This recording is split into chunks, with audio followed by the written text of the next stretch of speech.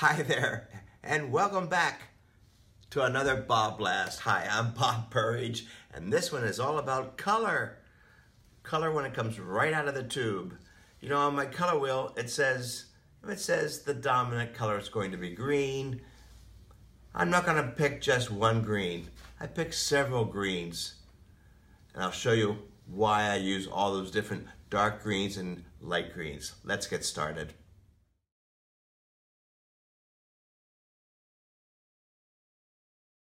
And if you've been following me, you know before I even start a painting, I go to this chart. I go down this chart right here, and I'm on the back of every one of my painting. So here we go. What's the concept? Well, it's abstract, loose florals. That's what I was doing on this particular one. Composition, well, there we go. The cruciform on both of them. This is all about being loose, right? The cruciform, that's the composition. Color combination, I went right to my chart. Blue, dominant color is blue.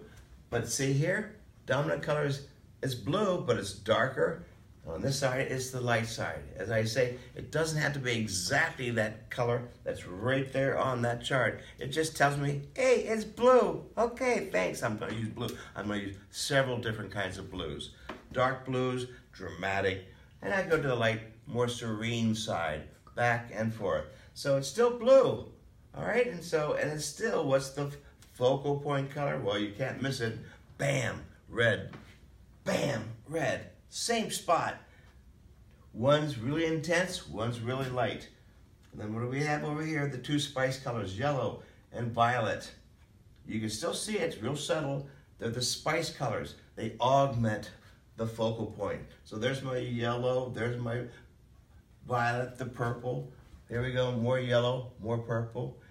And that's how it works on my color wheel, whether you're going dark or whether you're going light. Now let me show you an actual demo using green. Oh no, green as the dominant color. Here we go.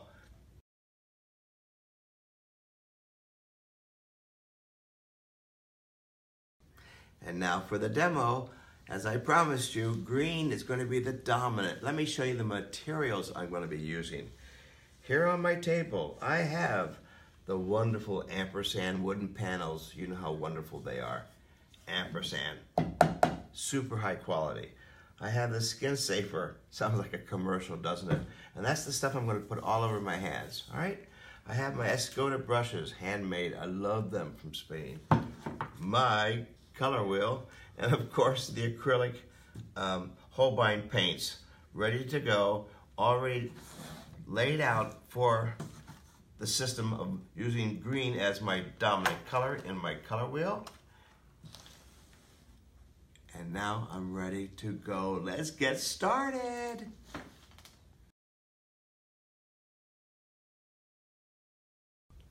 So I've already put that barrier cream skin safer on my hands. See, it's disappeared already.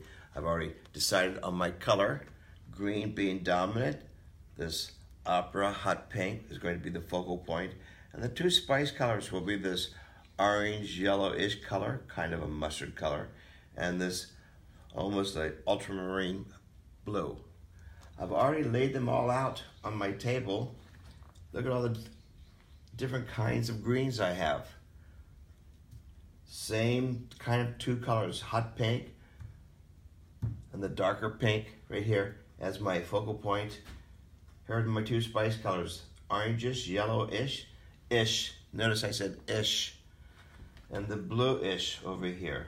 And I like to mix it all up. Plus I have lots of white over here, lots of white up here in my green area, and I have my good old black. I love to have that black in here. I'm ready to get started. I have my artist panels, ampersand. I'm gonna do a dark one and a light one, just to show you that with the same color scheme, we can go dark or light.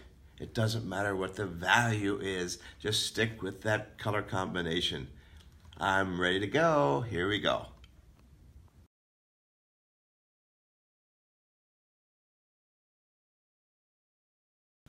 So the dominant color, green, dominant color, green. Is it exactly that green? No. Is it green? Yes. That's how I like to look at it. two values.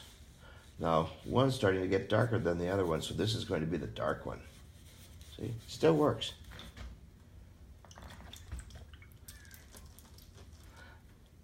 Add some lightness up in here. Here comes the white.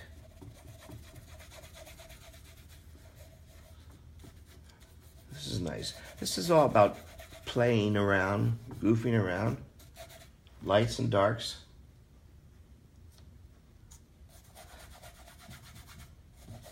But this will be the dark one. Still using the same color combination. You just get a different feeling. See, still greens, still greens. Add a little black to that green. Whoa. Add some more green to that black. Whoa. Doesn't have to be that acid green right out of the tube. You can tone it down. Nice too. So you tone it down, nice. Look how dramatic. Now I'm going to start using some of the focal point color. I haven't put the focal point color in yet. I just can't wait to use some of it.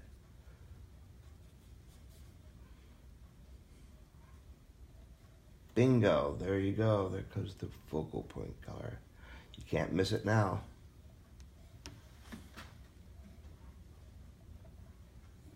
And you can put it somewhere else too, but tone it down. See, your eye still goes there. Now this one being the darker one,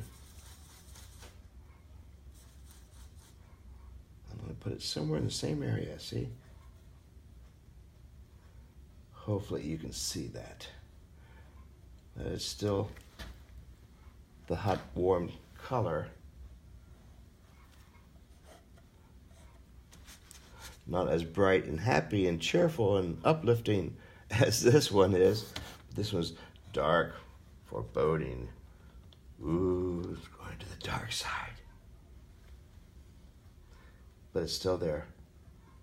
The color combination is still there. There we go. Whew. Lighter, whole lot lighter.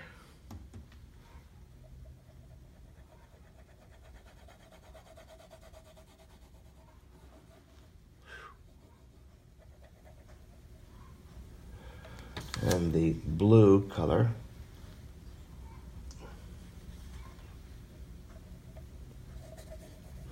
really light.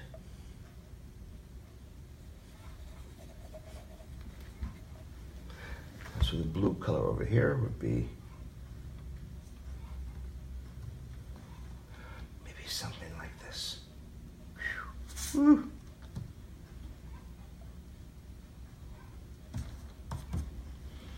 Go back and double check, what is that color?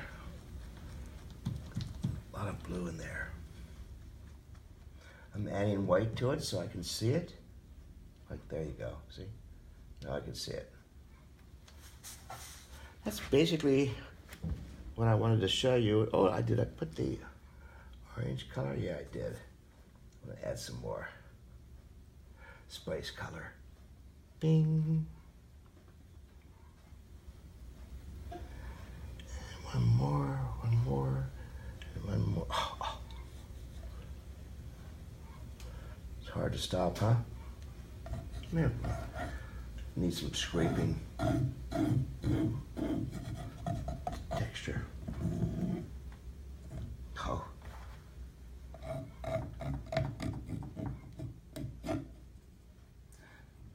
So there you have it. The dark side, the light side, different values. It never has to be just that one green or that one blue or that one yellow. Mix it up, have fun. Hey, I'll see you on the next BobBlast. Thanks for sharing. I just can't wait to throw some more paint at you in the next time.